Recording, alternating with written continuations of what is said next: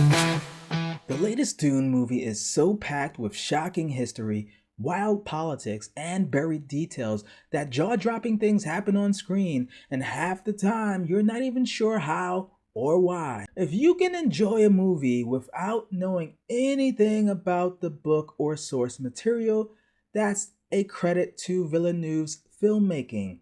But a lot of moments only click when you know the mythology. So today we're going to break down some of the what just happened here moments in Dune Part 1 and 2. So the next time you watch these or the upcoming Dune Part 3, you can flex on your movie buddy with the lore or just ruin the popcorn by whispering in their ear. That's the shit I want.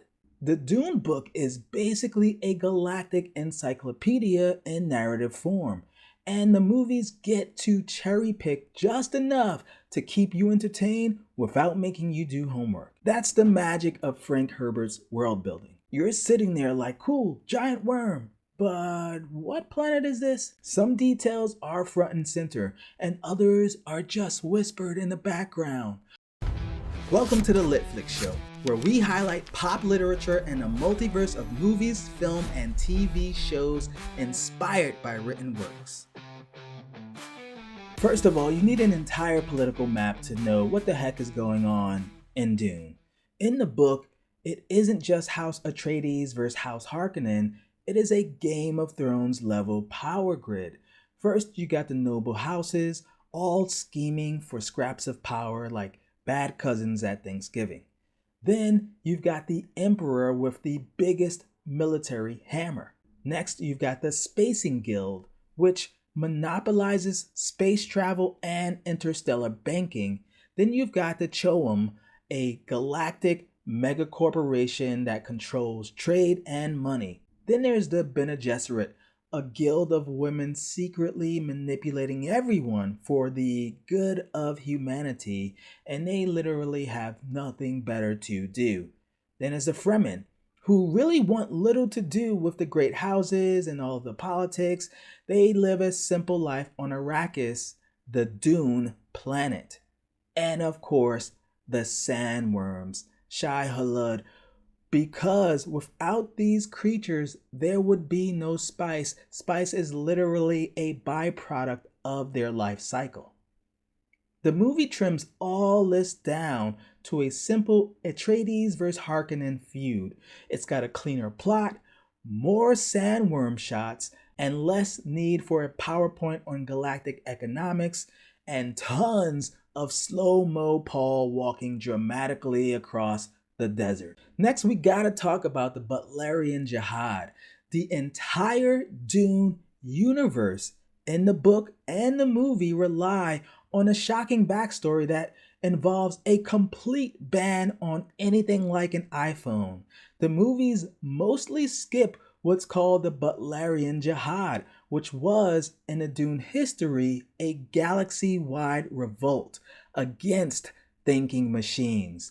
The end result is that there are no computers in this universe. There's no AI, no Siri, there's not even a calculator watch. Just humans doing all the math. That's how you get a class of what they call Mentats. These people are trained from birth to think like supercomputers. Basically, human Excel spreadsheets and cool outfits. You get to see one right in the beginning of the film in action. How much will it cost them, traveling all this way for this formality? 3 guild navigators, a total of 1.46 million, 62 salaries round trip. This Butlerian Jihad is also why guild navigators exist. You only get a sneak peek into the Space Guild, but guild navigators are mutated human beings who have used so much spice that they've become these mutant fish tank floating creatures who breathe spice gas 24/7. They can no longer live without it. They are completely addicted to the Spice Melange. Without them, no one's going anywhere, because the Spice Melange also gives them the ability to do deep space travel and even work through folding space. Now, if you want a visual of what these guys look like, it is here in the 1984 version of the Dune film. So when you break it all down, the Dune novel is dense, it is political, and it is even more unsettling than we see this guy be in the film. Villeneuve streamlines all of this into a more cinematic morality play. For example, the Harkonnens are portrayed as straight up evil.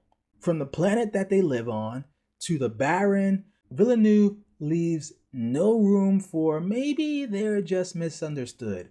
From just their depiction on screen, you can just turn the sound all the way down and watch how the Harkonnens look to know that they're not the good guys.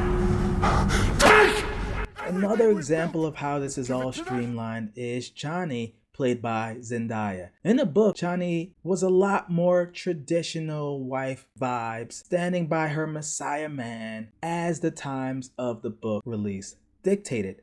But of course, that's not Zendaya's brand at all. In the film, the director makes her Paul's anchor and crucially his resistance.